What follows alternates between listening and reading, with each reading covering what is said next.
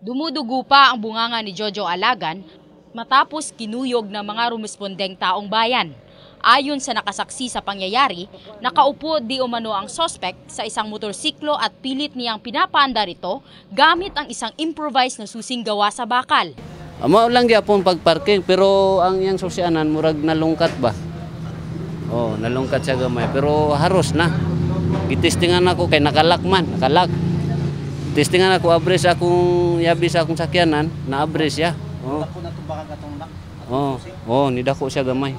Na murag nagkang-ang siya ba, nagkang-ang. Ayon naman sa mga biktima, sa tabi ng Pulumulok Plaza nakapark ang kanilang mga motor dahil may binili sa loobang bahagi ng Pulumulok Public Market. Laking taka na lamang umano nila na may sira na ang susi ng kanilang motor. Niadto man ko sa motor ni tanaw nako kay muli na nun mi gikan mi nang kay muli na nun mi sa sila utso.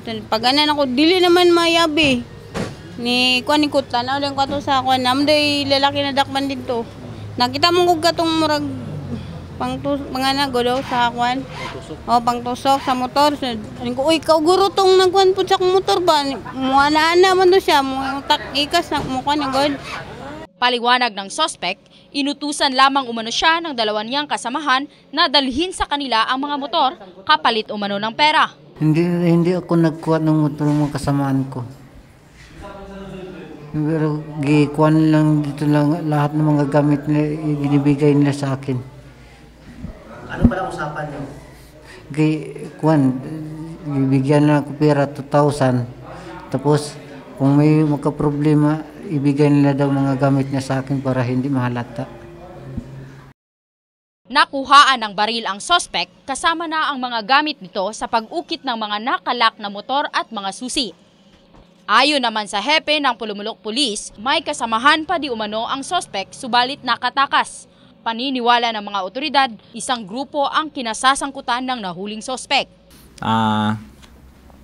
Pinipilit niya paandarin yung motor, no? Actually may kasama ito na dalawa pa, tatlo ito.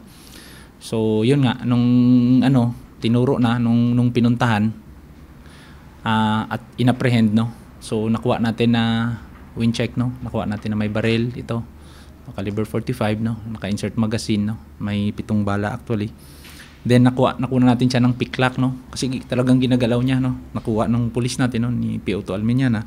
At the same time yung iba't ibang susi ng mga motor at saka yung kasama yung ibang mga tao, no? Yung dalawa is were able to evade the arrest, no? Tapos naglaban pa ito sa pulis natin, no? Kasong karnaping at paglabag sa Comelec gun ban ang haharapin ni Alagan. Paalala naman ng Pulumulok Police sa mga motorista na dobling ingat sa pagpaparada ng mga motor o sasakyan para iwas sa mga karnaper. Irish Ampuyas, Brigada News.